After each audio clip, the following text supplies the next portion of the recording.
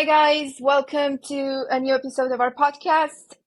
Today we have a special guest, our second special guest of our podcast, which is David. Hi, David. Hello. Hello.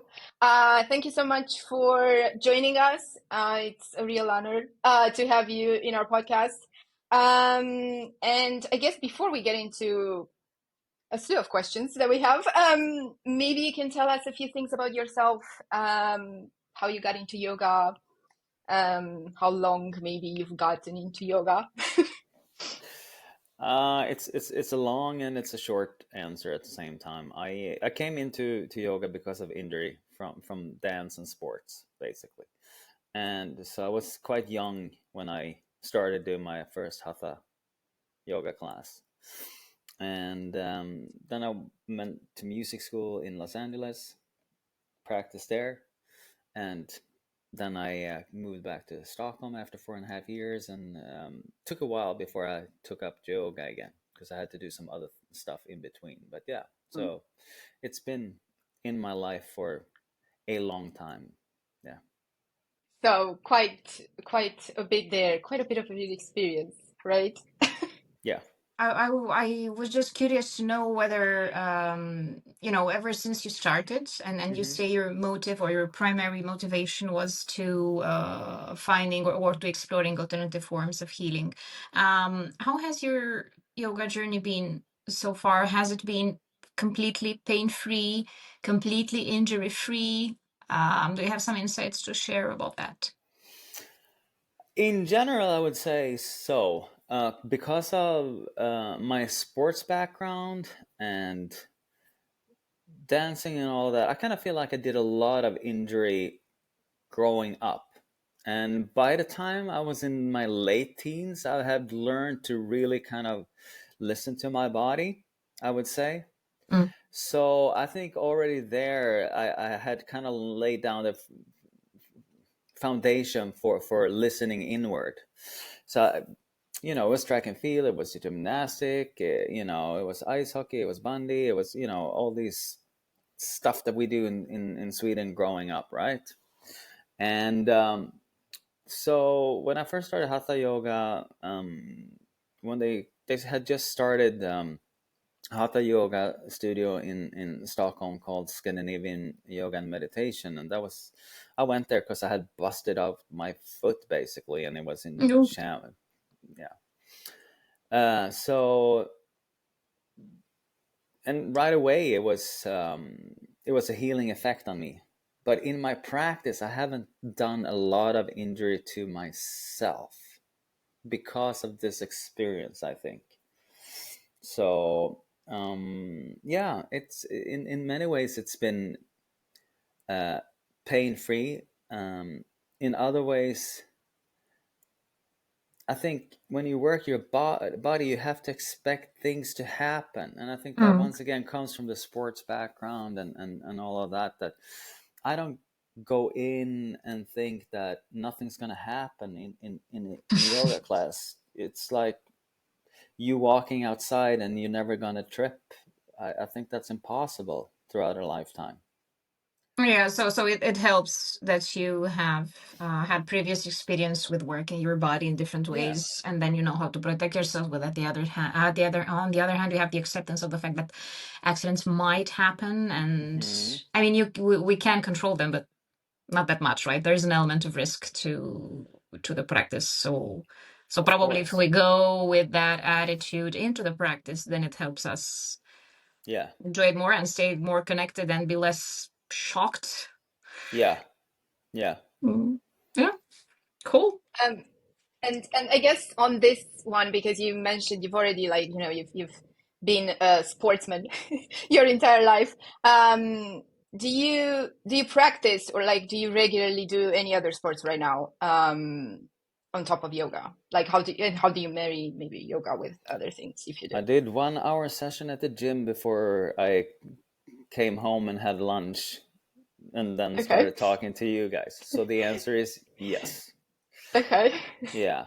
Because, I mean, I teach, in Mysore program 6 days a week, 5 days on Mysore mornings from 6 to 9:30, then 5:30 to 7:30 Monday and Wednesday evening, and 4 p.m. to 6 p.m. on Friday nights. So I lift and help and assist a lot of people. So I gotta protect myself. The number one thing is, of course, my Ashtanga yoga practice. You can't be teaching Ashtanga yoga and not practice. It's not credible. It's just you have to do that.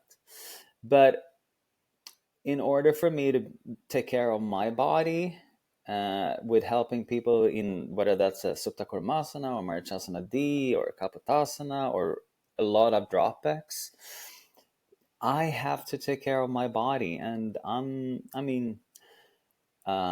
might not look it, and I definitely don't act it, but I turned 55 in October. So I'm an old dude. No, you don't look it. Thank you. But That's for damn sure. Definitely, yeah, yeah.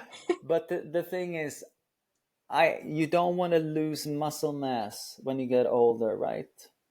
And Yeah, you lose it anyway, yeah, by getting older. Yeah, So we yeah. need to do our best to keep as much of it as yeah, possible, and at yeah, least train what we have, yes, because exactly. it'll go away with age anyway. So Yeah, so I think it's super important. It works for me. I'm not saying that it works for everybody else that's are teaching yoga, but for me, I mean, I get on my bike during the summer and think that I'm in the peloton of the Tour de France. I love that. Started running again because I grew up doing track and field. So about, I would say 3 4 years ago, I started running. So I try to do that a couple of times a week. So yeah, I for me it's just more about being fit, getting older, and taking care of my body. Then again, once again, like I said, the yoga practice is the number one thing, right, for me. So that's always going to be there.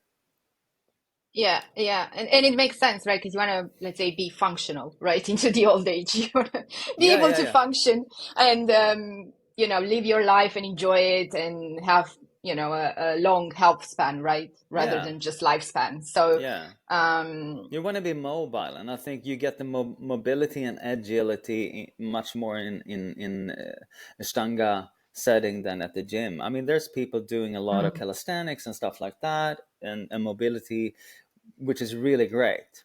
But for me, I just love practicing and being a student of this practice. Yeah. All of this, of course, whoever is into yoga is aware that the Ashtanga yoga practice is quite an athletic and a dynamic type of yoga. So you need a lot of energy to put into it, but at the same time, you extract a lot of energy right after the practice, Mm. or because of the practice. And you mentioned this, and then you mentioned all of the other things that you're doing to keep your body sane and Mm-hmm. healthy and happy and fit. And for some of us out there, all of this might seem a bit intimidating. So I was wondering, Okay. what advice would you have for individuals who are new to yoga and might feel a bit intimidated by it or are unsure where to begin? Mm.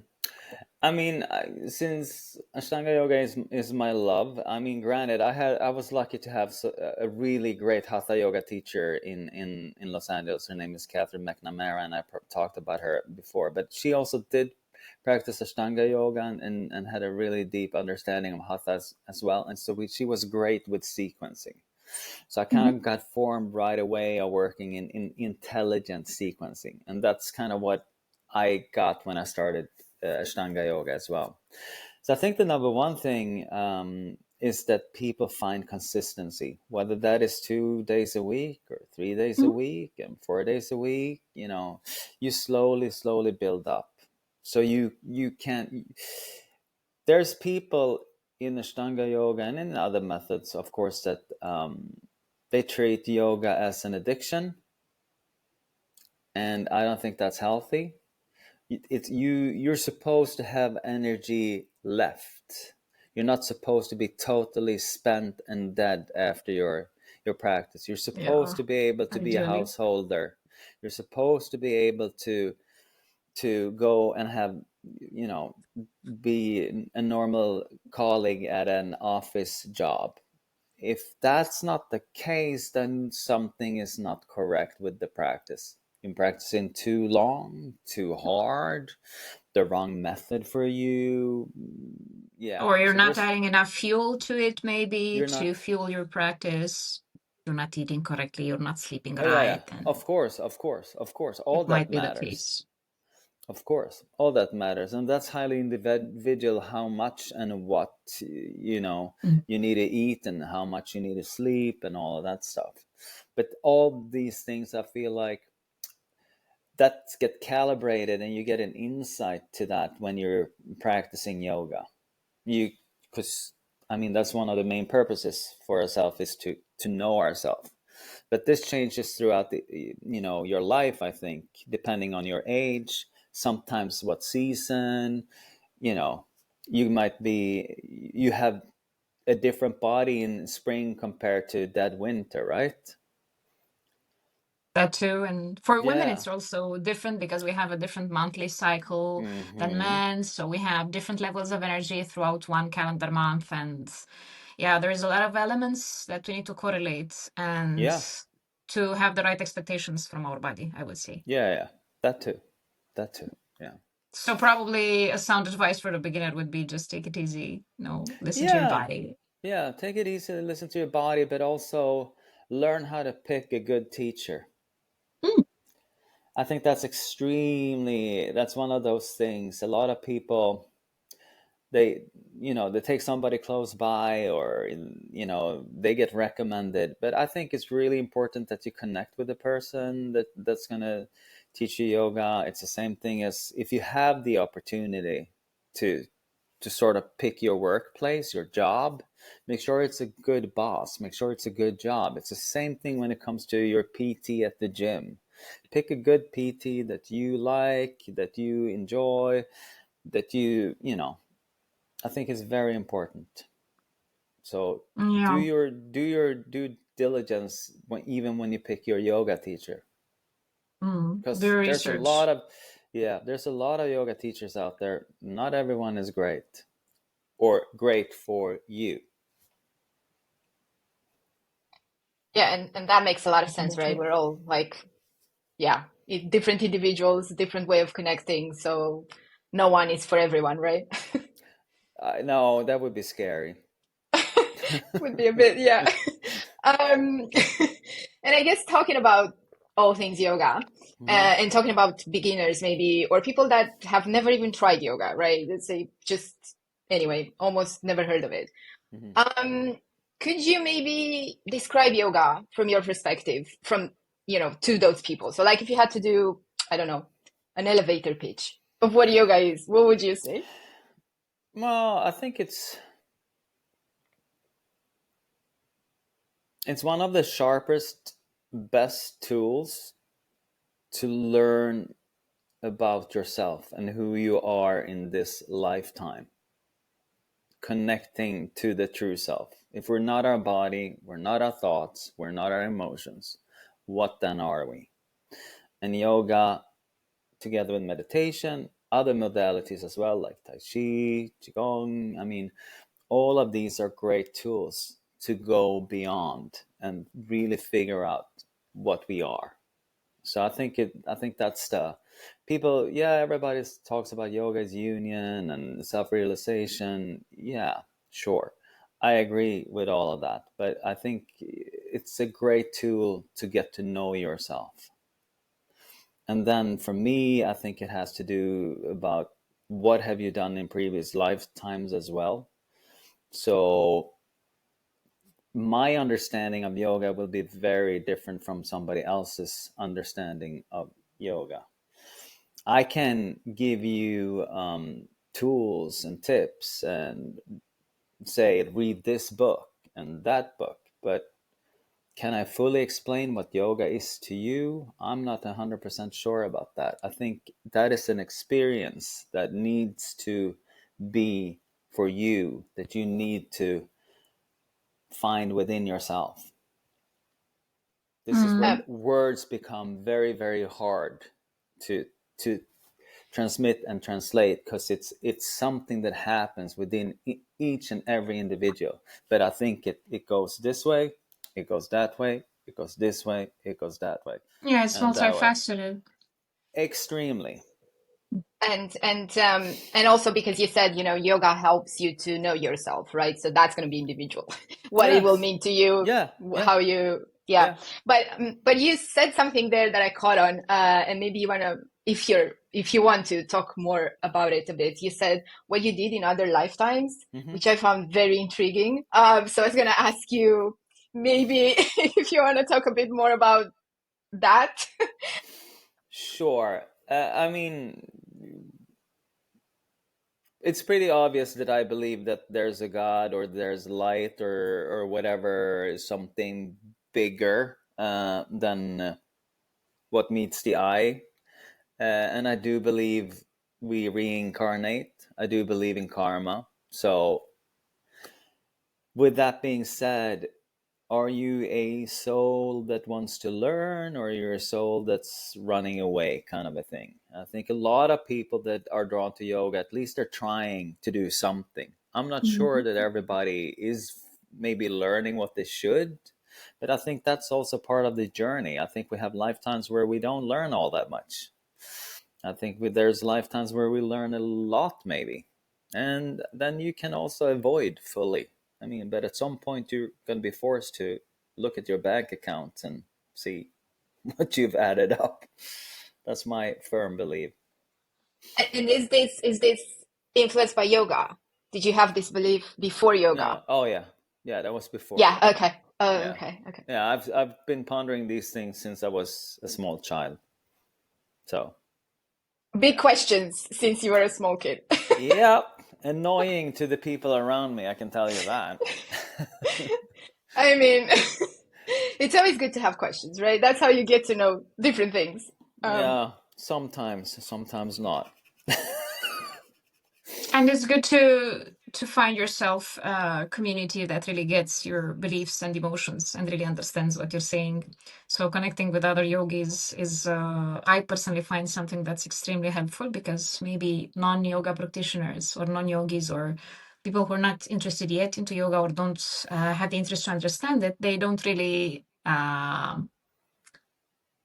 vibe on the same frequency, right? No, So no. therefore, I'm also interested personally in this universal aspect of yoga, because, of course, everybody knows, and I know that you're one of the most experienced and senior yoga teachers in Sweden and possibly the world. And of course, you teach all over the world. Let's keep it to Sweden. Or When it Europe? comes to Can I Ashtanga, have Europe, please? sure, have All Europe. right. All right, Thank but you. there's So, been quite a few people ahead of my generation of absolutely. Ashtanga practitioners. Okay. Absolutely. But yeah, so let's refer to Europe, but at the same time, your teaching experience refers to, is global, and you teach all over the world, including in retreats. Hmm. Um, so I'd just like to hear your thoughts on whether yoga really universal, and how is the cultural component influencing your teachings? How are you adapting your methods, attitudes, adjustments, satsangs, whatever, to different cultures, or if it's the case? Um, The answer is I don't. I don't so adapt. yeah, you're just being yourself. Well, I mean, it doesn't matter whether we teach in India or we teach in Italy or in the States or in China. I'm gonna be me, Mhm. but I must say, first time maybe teaching in India with Indian students, that felt a little bit weird. Mhm. On it, because it's just like, well, they have it in their mother's milk a lot of times. But then In their again, bones. Yeah. yeah. But then again, we have quite a few Indian students here in Stockholm at our program, and a couple of them, they've been like, David, you know more about yoga than I do, and I grew up in India, so it's kind of nice to get that feedback as well. So And as long as they are okay with what I do, then they should practice with me. And if there's other teachers, if they, they're online these days, right? So Yeah. you can study with anyone that you kind of want to. Yeah. So I think it's one But that goes back to that again. Find a good teacher that you like. But no, I try not to change who I am, whether I'm in China or whether I'm in Italy. Uh-huh. It doesn't matter to me. So Yeah. it's important to stay true to yourself as a teacher and to your methods, you would say. Yeah. I think it's dangerous when you start trying to appease other people or cultures. I think you come off at once again not being so authentic, and I think for me, um, I get frustrated when it's the same thing sometimes with social media. You can kind of tell that is this just a facade, you know. So I think in any field of life, you try to be as close to who you are, and that of course changes throughout your years and your careers. I'm sure it doesn't matter who you talk to who's ever been teaching some kind of subject in their life. I'm sure what they said 5 years ago doesn't apply to what they say today or 10 years ago. And once again, you have to kind of be smart about who you pick, both in as a yoga teacher and on social media and all of this, because there's a lot of facades and a lot of um, phases. And I think also, if we're talking a little bit about beginners, that sometimes beginners, they see something on Instagram and they assume that that is yoga, and that there's some Mhm. super bendy girl doing a back bend or some extreme pose for 1 second that a really great photographer is able to snap or video for, because they and you for me, I can tell that, yeah, they can do this one pose but they don't have a practice. And I think it's extremely important that a yoga teacher has a practice, whether that's a hatha yoga teacher, vinyasa, whatever they do, whatever method. If you don't have a teacher that isn't practicing, they shouldn't be teaching, and they should not have students. Mm. So Plain and simple. yes. but I think that's what sells, right? Mm-hmm. On social media. Like Mm-hmm. if you are super bendy and you are in whatever pretzel pose, that is Mm-hmm. going to get way more engagement than if you just sit there in a meditation, you know, Yeah. And fully pose. So clothed. And fully Yes. clothed. Yes. whatever. Yeah. The um, less close, the better. right. Although I think there's a topic there, but maybe we're going on tangents here. You know, like obviously yoga is like you should be like you with yourself, right? So maybe clothes aren't important in that in that aspect, right? Could maybe make that argument. Anyway, we were talking about I guess sports and combining yoga with sport and so on, and I kind of want to go back a bit to that, but talking about nutrition. Mm-hmm. So maybe what's your approach to to nutrition for like health and wellness purposes, and is that something that you kind of combine with your teachings in terms of yoga, or no? No. No.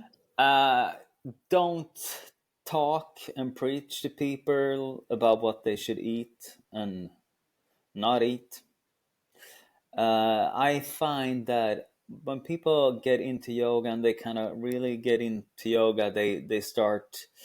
Most people, maybe they start drinking less alcohol. Maybe they stop smoking cigarettes. Mm. Then they start maybe eating less junk food or candy or whatever they have as a vice. And then they start maybe moving into more organic foods. So I think you don't have to preach that. I've had maybe um, I don't know, 3, 4 discussions, 5 maybe throughout the years, where people have asked me specifically about Mm. dietary stuff. Mm. But usually I don't. have to talk to them about that at all. I It kind think of it's happens naturally, right? yeah, You mentioned. yeah, yeah. I think so. I think so. Um, So we're kind of adjusting what we eat and our habits to yeah, sustain our body more for the practice, or yeah. we maybe the consistent practice prevents us from craving all that Most junk, or definitely. Most definitely. balancing our addictions, or Hmm. Yeah. yeah. Because the thing is, when you have a regular practice, there's certain things that you eat. Like there's certain things that, oh, I want to eat this, and when I eat it, I feel like my body just tells me So that true. this is just Yeah. like, but I'm still stuck here in the mind of a Mm. memory of something that, oh, I think this is so good, and then it's like, why did I go for that? So It's no, yeah. Ludwig and I never go into that. Like you should be vegan, you should be vegetarian, because I think that is also it's a personal choice and it changes throughout people's lives as well. So I think people tread on very dangerous waters when they start pointing fingers. And Mm. I mean, I know colleagues in my business that are pinching people's love handles, and to me that is just like, Ooh. yeah, that happens. And to me That's yeah. that's just like, that's disgusting, you know or just say you have to be vegan, which I'm like, yeah, that works for some Some of people, us. doesn't work for everyone. And if it doesn't work, what are you less of a human being because of that? Are you, Less of a yogi. less of a yogi? Yeah, exactly. Yeah, yeah. And vegan is this whole belief to stop to as much as possible not hurt other beings, right? But Great, that great sentiment. but those other beings could also be human beings, right? So if it's detrimental to you, then yeah. And I've met quite a few vegans that are extremely passive aggressive and not very nice human beings. So the veganism didn't help them There we exactly. go. Yeah. So, you know, but I know I'm gonna get busted in the comments for this, which is I'm okay with that. It's fine. I think all groups, right, have their own like their extremes, right? There's Yeah, always yeah. going to be someone extreme. So there's going to be a vegan that is extreme and Yeah, whatever. yeah, But but they're gonna start throwing a himsa at you, and which once again, don't throw the eight limbs at somebody. The eight limbs are for you, not to be thrown at somebody else. Whether yama or niyama, just don't. It's these are observances for yourself to adhere to, and we do our best. I mean, I've been vegan for periods of time, as I've been Mm. raw vegan for periods of time. It has not worked consistently for me, for my body, in the climate that I live. Yeah, it's quite different from person to person, isn't Yes, it? yes, yes. By the way, not no connection with anything much, but Hmm. you mentioned the climate, and I remember that many years ago I used to visit Stockholm quite Mm, frequently due to my job back then, and okay. I What did you do? I worked for Ericsson actually. Oh wow! All right. Well, that's a big First, company. yeah, there were just work trips, and I Hmm. went to Yogayama once. Ah, Yes, to the sea. to Laruga, to me, No, not no. Laruga was or so. It was what she was there. What 5 a.m., 6 a.m. Uh, it was oh not yeah, yeah. something that I was able to try. I'm afraid at that point. But I went to a different Ah, okay, class, and I'm okay. just curious. Are you guys still faithful and loyal and always there when you're in Sweden? I mean, are you still Yeah, yeah. always? That's where, yeah, Great. we don't teach any other studio. That's what I I was mean, going with the question. So yeah, that's your go-to place. yep, yeah, Okay. yeah. Oh.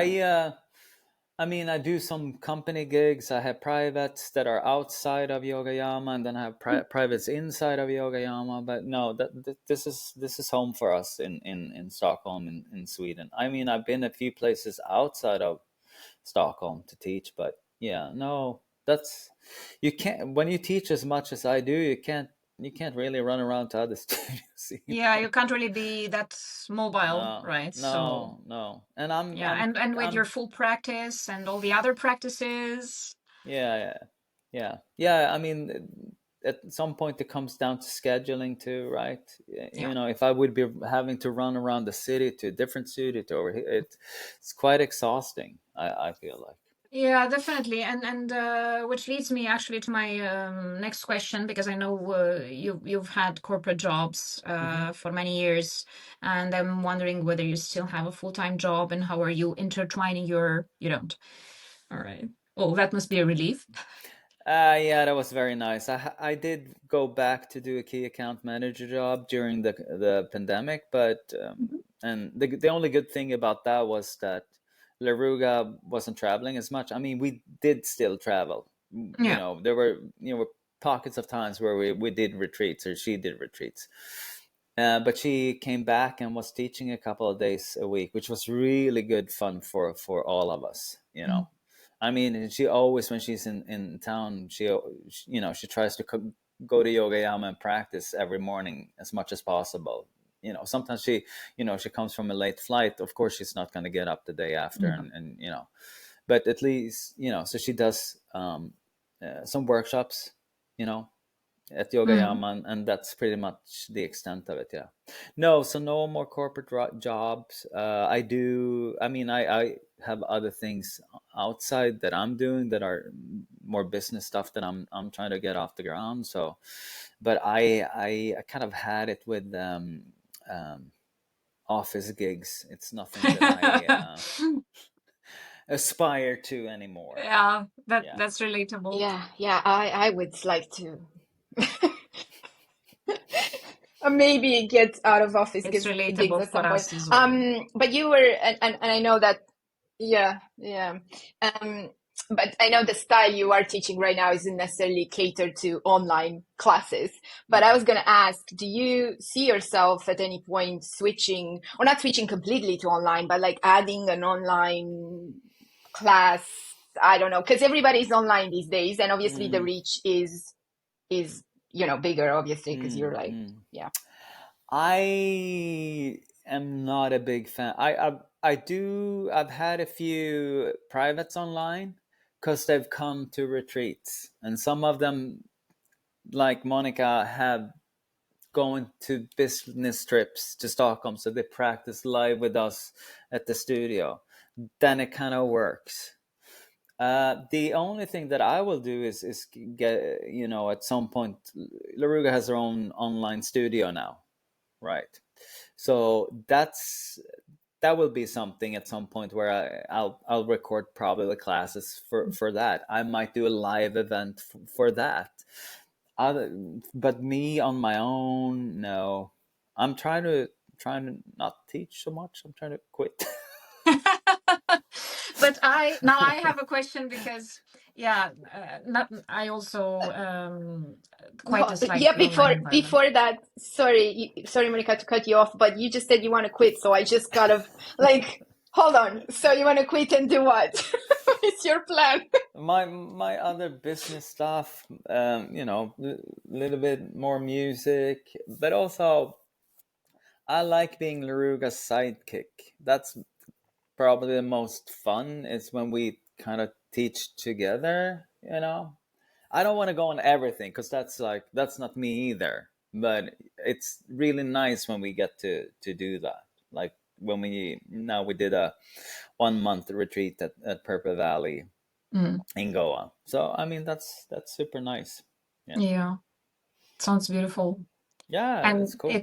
it also kind of answered my question, because the question was about partnerships Mm, in yoga, and how do you feel, how do you approach what's the difference between the retreat or an initiative, an endeavor, whatever that's yoga related, and that you do on your own, mm-hmm. by yourself, and something that you co-lead together with Laruga, and how does that work out for you guys? um We don't do a lot of co-leading. When I'm with Laruga, we have her as the she's the head teacher, Mm-hmm. and what I end up doing a lot is that I take care of beginners. Like I kind of really focus on getting the beginners going. I mean, but then of course Laruga also wants me to help out with the other stuff, but we have to divvy it up a little bit. I mean, because Mm. we teach, our teachings are very like, we're very different, but we're also very like minded in our approach and what to do. So there's never, she I know what she likes me to do when it comes to helping students, and we see Uh-huh. eye to eye on, I would say, 90% of the things, if not more. So it's very simple. I mean, there are certain yoga couples, for lack of a better word, but that co-teach. We Mm-hmm. might do a little bit more of that in the future, but I think it kind of works better when one is it gets more focused, it gets more pointed, actually. And I kind of like the way we set things up, that I kind of take care of the beginners more, and really lay Mm-hmm. that foundation, and then she kind of works a little bit more with people with more experience. So Yeah, so you have found out through the years that this is what works best for you guys. yeah. And when I teach alone, I do my thing. I get to do what I do, which is not too far away from Labruga, but there's different word, you know, different way of describing things, maybe Queuing. different, yeah, cueing, different flows, that kind of a thing. But Mhm. but I mean, Cool.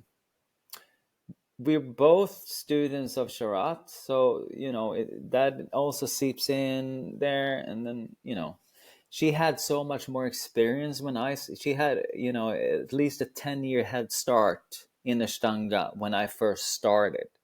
So there's me trying to catch up. That's not going to work. And my body, I'm not one of these super bendy, flexible dudes, in the sense that Mm. I'm doing third or fourth series. That's not going to happen in this lifetime, you know.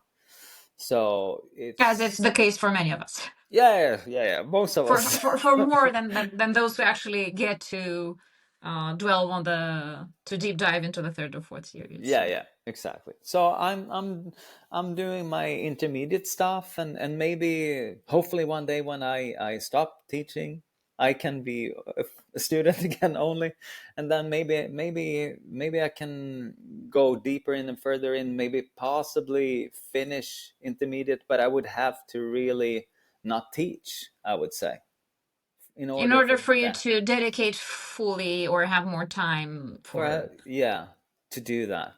Mm. Yes. Mm. Thank you so much for sharing. That's very insightful and enlightening. So thank Okay. you. Cool. But I think also on this, so you said, yeah, I want to kind of give up teaching or find a way, Hmm. right, and focus on other Hmm. things. But you still want to practice Of yoga. But I course, guess of course. my question is, do you think there's anything that would stop you at some point from practicing? Do you think like that could No, be no, no? no, no. I came to this practice for myself. I went to Mysore for myself. Some people think that I started yoga because I met Laruga. No, I started way before I even knew she, Mm. existed. So, I mean, I was barely 20 the first time I went into to hatha yoga, right? So no, and I mean we met in Mysore. That's how we met. So for me, I will always practice for me, and I love being a student and going deeper and deeper and deeper within. And the fact is, I mean, if you do something for 5, 6 days a week, you will become better at it, especially if you don't, have a time restriction that I have to be this good in this amount of years. If you really take it as Patabi suggests, or any yoga teacher suggests, don't matter the method, it's a lifetime practice.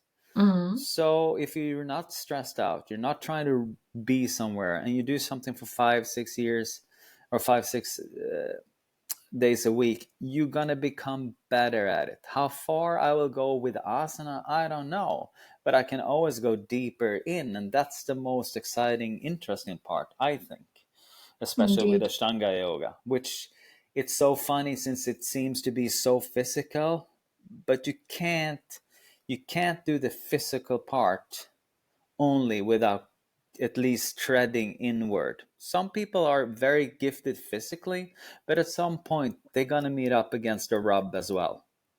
I Huh. mean, that's why there are four. There's fourth series and fifth series and sixth series. At some point, they're gonna meet up against some resistance and have to breathe, have to focus. Yeah. So And work through it. Yeah, yes, yes, indeed. So true. But yeah, practice and all is coming. I mean, if consistency is there, progress it's will be there. yeah. So It's a little bit simplistic, but the sentiment for sure. Practice and all is coming, but I think that you have to see that in all aspects of life, not to the asana practice. And I think that's something that people kind of took, they ran with it, and I'm not sure they fully understand what Patabi meant with that. I'm not sure that I'm interpreting it the way he intended it to be. But for me, practice and all is coming, that is 24/7 for the rest of your life in all aspects of being a human, fully embodied being. So that is not only an hour and a half to 2 hours on a yoga mat. yeah, so it goes way beyond asana practice, right? For me, that phrase does that. But I think for some people, that phrase just comes to, oh, now I can catch heels in Kapotasana. Awesome. Success. Achievement Yes. unlocked. But I think yoga, if you do practice yoga, so to speak, and you look into the beliefs of yoga, right? It kind of bleeds outside the mat, if that makes sense. Yeah, Because yeah, you yeah. kind of, like, the yamas and niyamas and all that, right? You can't just do it. You can, but it will kind of influence you in your life. So it I will think be to your so. point. Yeah. Yeah, And, yeah. I think some people can do it really for just the physical aspect and not do a whole lot without of that. But I mean, Laruga and I talk about this, and we say this. It's an analogy. When you jump into the pool, everybody get sweat, right? But we don't know how. Some people, they stay at the surface. Other people go a little bit down. Some people go all the way down to the bottom. So it's like, who are you? You will definitely take something with you from the yoga mat, no matters what style, I think. So whether that's being more conscious about your breath, maybe you learn how to concentrate a little bit better. Maybe you are not so quick to react to certain things when you get irritated and all of that stuff. I mean, that has helped me so much. For me, that's been a blessing. But I'm far from perfect in that department. But I would be more of a disaster if I didn't have yoga and meditation in my life. I know that for a fact. But I had to do a deep dive within myself with psychotherapy for a long, long time. I mean, I couldn't. There were so many things with me that was broken that couldn't only be fixed by yoga. I had to do other things. Yeah. But it becomes this, I think, for me at least, from my personal practice, it's almost surprising, right? You start with the physical, more or less, at least that's been my experience. And then it's almost surprising to your point, like, oh, I can breathe better, or I can Mm-hmm. focus better, or Mm-hmm. it's almost surprising just how many things yoga can help you improve. Yeah, without you even thinking about it when you Yeah, go to your first yoga class. exactly. You're like, I'm just gonna, whatever, right? Hmm. Build some muscle. I don't know. Yeah, yeah. Or Whatever's the, I'm gonna get flexible, so I become a better runner, or my golf swing improves, or whatever the reason is, right? Mm.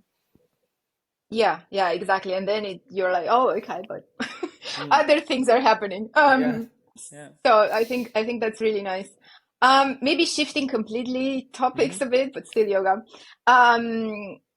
Why do you think, and this has been our kind of, this is our opinion, obviously, so maybe you Hmm. don't agree with it, but basically, we feel that there are more women practicing yoga than men.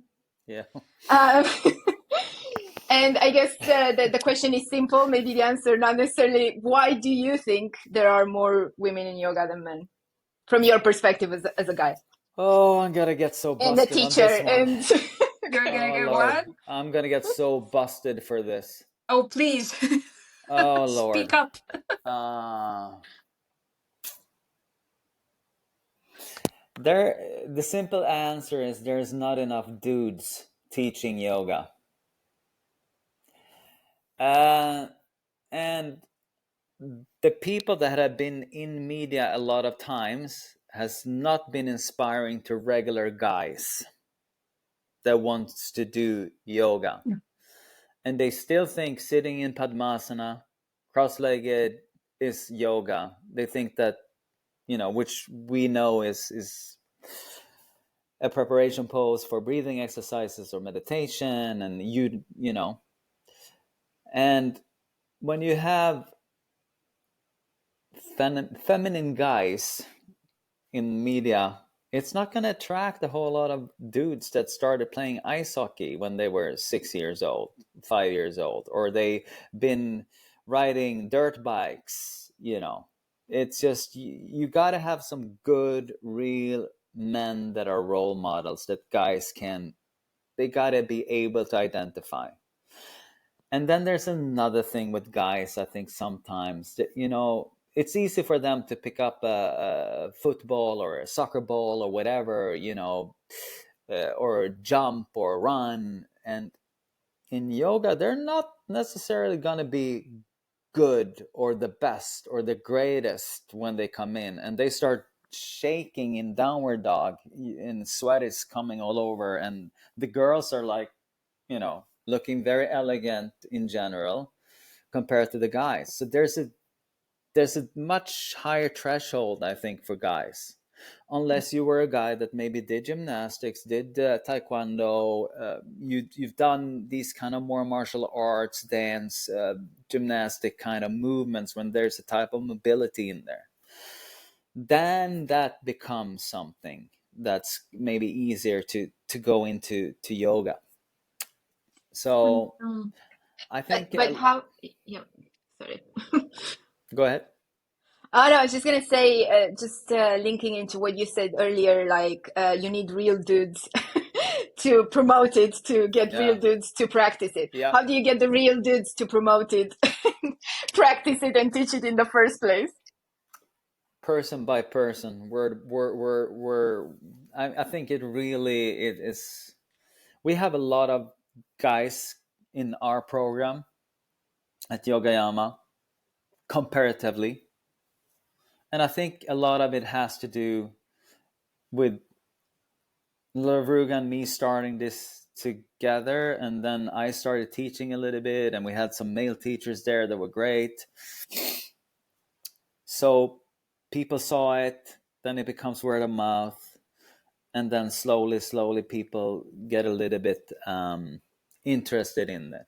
Yeah, but I think it's a lot of times, if you have a guy that is super bendy catching his ankles in Urdhva Dhanurasana, you have that on Instagram. How many hockey players, how many football players, how many dudes that ride motorcycles are going to identify with that and be like, yeah, I want to do that? No. Yeah, I think both insights are extremely valid, and I can totally see this in my country, which is Romania.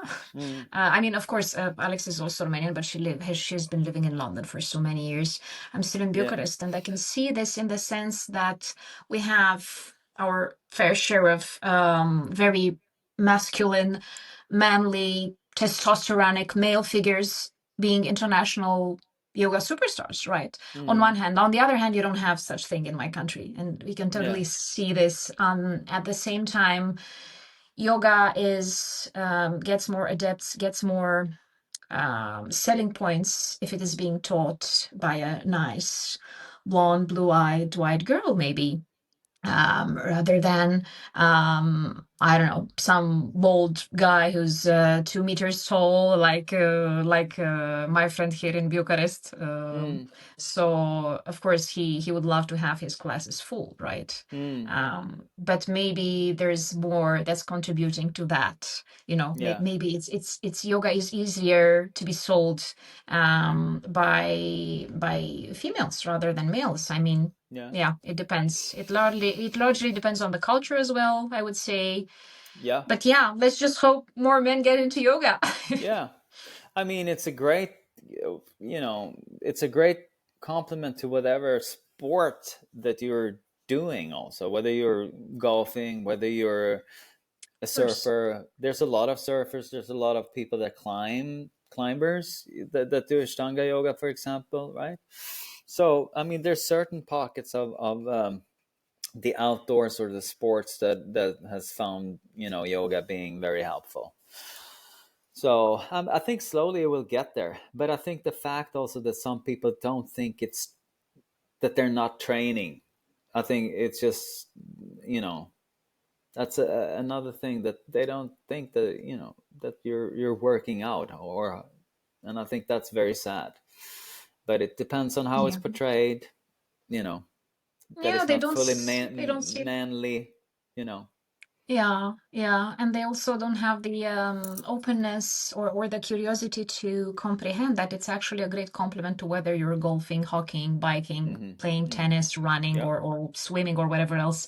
Mm-hmm. Also, men are so competitive and so Mm-hmm. self-conscious when it comes to Yeah. being performative, right? Exactly. Most of you guys see yoga as being very performative. So, oh, I Mm. cannot do that. I Yeah. cannot do that. Maybe I shouldn't be here at all if I can't do it, Exactly. right? Exactly. So that's where the, So that's yeah. a mindset that needs to be changed for men. Mm. But I mean, I think it just overall in society today, we need a lot of good role models, a lot of healthy males that are allowed to be 100% males, and where women are not scared of men, and also guys not being afraid of being vulnerable, having emotions. And but you got to have real men to raise boys as well, right? So that's like all over. It's all over society. There's a lack of really great men, but women hasn't helped the cause either a lot of times. Yeah, we um, can see um, that more and more now. yeah, I think now you really can see it, unfortunately, where it's just like women need to step out of the way and let men raise boys and let women raise girls, and then we don't have to have a war in between the sexes. Yeah, And and we have the balance and the equanimity that mm, we also need and crave and rather collaborate and be united rather than be at yeah, war, as you say, because we kind of are at war more and more. yeah, yeah, and it's stupid, it's insane, it's just like let let's work on people's let's work on the strength of the female, let's work on the strength of the male, and that's good. But don't try to make women have male attributes or the other way around. All of that is confusing and not good at all, because then you get offshoots of that where it's extreme, it's the super masculine, like really really, which is just like, yeah, but you're just an insecure person trying to make up for a, bu- a bunch of shit that you actually aren't. So stop with that, because no one believes you. And same thing with women, right? Yeah, it goes back to those extremes, right? In every group or every whenever Mm-hmm. it is, right? There's going to be those extremes. And to your point, the more extreme one side is, the more extreme the other side becomes to reply Yeah, to that, right? yeah, yeah, yeah. But we can't walk around and being afraid of our assets. There's certain things that women are great at and that they will gravitate at towards naturally. Celebrate that. The same thing with men. Celebrate that. And I think we would have less wars and a lot of other conflicts if we just allow that. But I Yeah, mean, we but will. mm, no, go for it. Sorry. No, I say I think we will get there. I'm talking about as humans. I'm talking about Mm. the, you know, we we we will get there. It will take time, but we will get there as a human race, I think. Well, that's hopefully we can be united. But I was gonna say, yeah, I to what you're saying, leaning into your strengths, right, Hmm. as men and women. But at the same time, if it's something like if you're, there's always gonna be, I think there's always been like more masculine women and more feminine men and whatever, Mm. right? As long that Great. comes, yeah, Yeah, but like a natural thing. yeah, because I mean, if everybody would be on, I think it's nice with that we have a spectrum, but everybody in that spectrum needs to be heard and seen, and there, you know, it doesn't matter whether you're gay or you're a man that has more feminine traits. You can still be a real human being, and you should not be suffering because you might be more of a feminine man or you might be more of a masculine woman.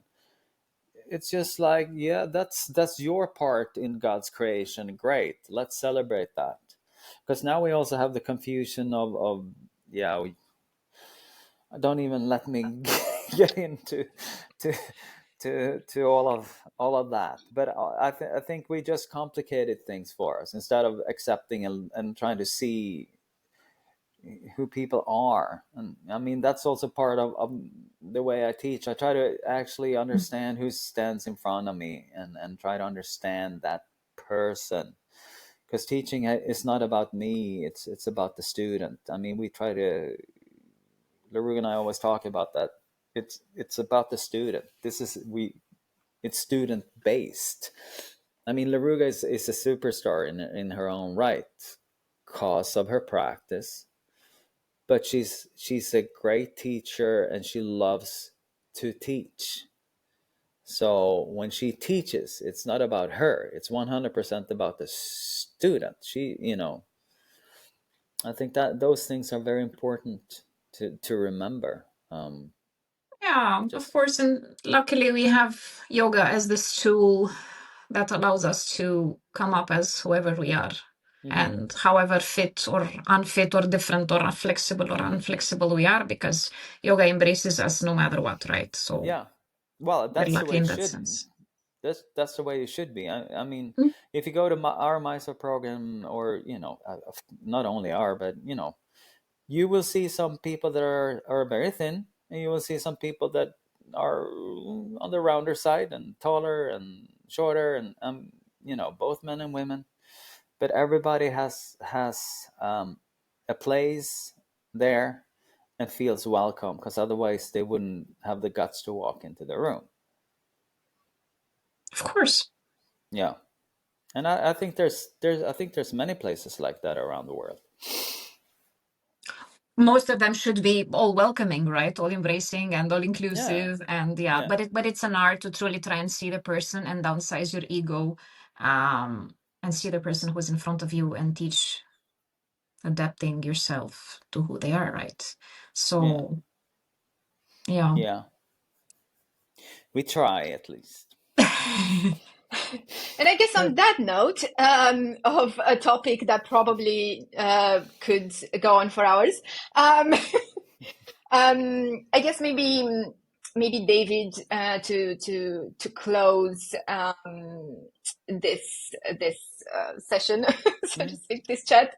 Um, Coming back to yoga, or we were, but coming back to maybe projects, or is there, like, I don't know, are there any projects or initiatives or anything that you're like kind of excited for in the next period that you want to share with everyone? No, I think for me, I think it's going to be interesting to see what happens with Laruga's online studio.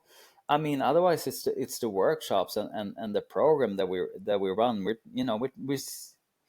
Even though it's a Mysore program and it has its, we still try to develop it in one way by our presence, and you know, as long as I teach, I'm I'm just gonna try to become better at it.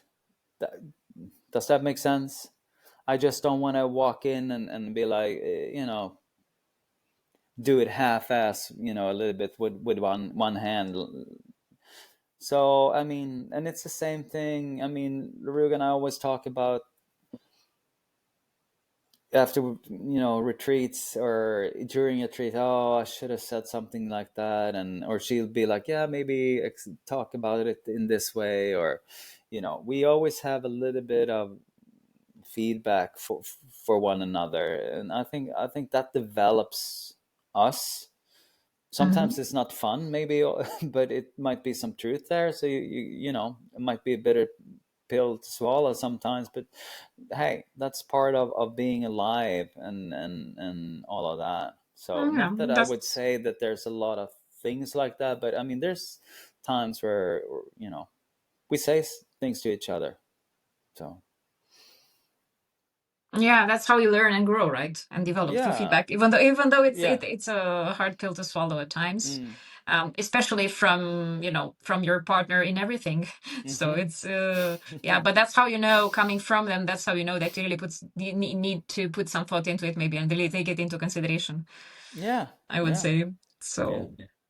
Right. We'll make sure we'll link your social media in our description so that everyone knows where to find you guys. Yeah, yeah. No, that would be great.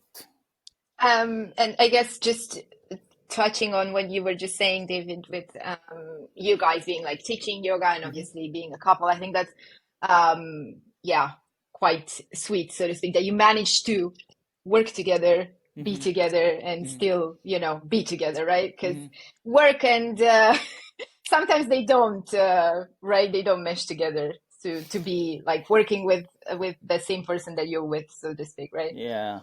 No, but I think that's also why I have my music. I have some business things that she's not involved in that, and she has certain interested things that she's interested in, and people that she talk to. I think it's important to to the to have separate things so you can also come together on other aspects. Yeah. Yeah, absolutely. Mm. All right. Thank you so much for Thank you. this. It has been really lovely talking to you. Thank you for Um, having and me. and yeah, guys, this is us today. Don't forget to comment, like, and subscribe, and we'll see you next time in a new episode. Thank you Thank so you. much, Bye. David. Thank you. Thank you, Bye. guys.